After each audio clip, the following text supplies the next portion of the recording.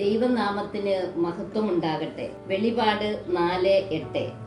ആയിരുന്നവനും ആയിരിക്കുന്നവനും വരാനിരിക്കുന്നവനും സർവശക്തനും ദൈവവുമായ കർത്താവ് പരിശുദ്ധൻ പരിശുദ്ധൻ പരിശുദ്ധൻ. ഇതിനുശേഷം സ്വർഗത്തിൽ ഒരു തുറന്ന വാതിൽ ഞാൻ കണ്ടു. കാഹളധ്വനി പോലെ ഞാൻ ആദ്യം കേട്ട സ്വരം എന്നോട് പറഞ്ഞു, ഇങ്ങോട്ട് കയറി വരൂ, ഇനിയും സംഭവിക്കേണ്ടവ നിനക്ക് ഞാൻ കാണിച്ചു തരാം. പെട്ടെന്ന് ഞാൻ ആത്മീയ അനുഭൂതിയിൽ ലയിച്ചു. അതാ സ്വർഗത്തിൽ ഒരു സിംഹാസനം ഒരുക്കപ്പെട്ടിരിക്കുന്നു. സിംഹാസനത്തിൽ ഒരുവൻ ഇരിക്കുന്നു. സിംഹാസനനാഥൻ കാഴ്ചയിൽ സൂര്യകാന്തം പോലെയും മാണിക്യം പോലെയുമായിരുന്നു. സിംഹാസനത്തിന് ചുറ്റും മരതകം പോലുള്ള ഒരു മഴവില്ല് കാണപ്പെട്ടു.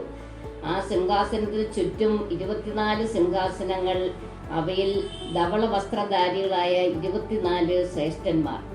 അവരുടെ ശിരസിൽ സ്വർണ്ണ കിരീടങ്ങൾ. സിംഹാസനത്തിൽ മിന്നൽ പിണരുകളും ശബ്ദങ്ങളും ഇടിമുഴക്കങ്ങളും പുറപ്പെടുന്നു. സിംഹാസനത്തിനു വേണ്ടി ജ്വലിക്കുന്ന 7 ദീപന്തങ്ങൾ. ഇവ ദൈവത്തിന്റെ സപ്താത്മാക്കളാണ്. സിംഹാസനത്തിന്റെ മധ്യത്തിലും ചുറ്റിലുമായി 4 ജീവികൾ. അവയ്ക്ക് മുമ്പിലും പിമ്പിലും നിറയെ കണ്ണുകൾ. ഒന്നാമത്തെ ജീവി സിംഹത്തെ പോലെ, രണ്ടാമത്തേത് കാളയെ പോലെ, മൂന്നാമത്തേതിന് മനുഷ്യന്റേതുപോലുള്ള മുഖം, നാലാമത്തേത് പറക്കുന്ന കഴുകനെ പോലെ. ഈ 4 ജീവികൾക്കും 6 ചിറകുകൾ വീതം. ചുറ്റിലും ഉള്ളിലും നിറയെ കണ്ണുകൾ. രാപകൽ ഇടപെടാതെ അവ ഉദ്ഘോഷിക്കുന്നു, പരിശുദ്ധൻ പരിശുദ്ധൻ പരിശുദ്ധൻ എന്ന് ഉദ്ഘോഷിച്ചുകൊണ്ടേയിരിക്കുന്നു.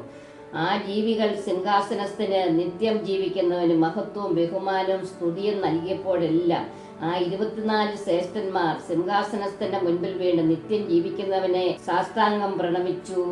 നമ്മുടെ ദൈവമായ കർത്താവിന് സ്തുതി. ഹല്ലേലൂയ.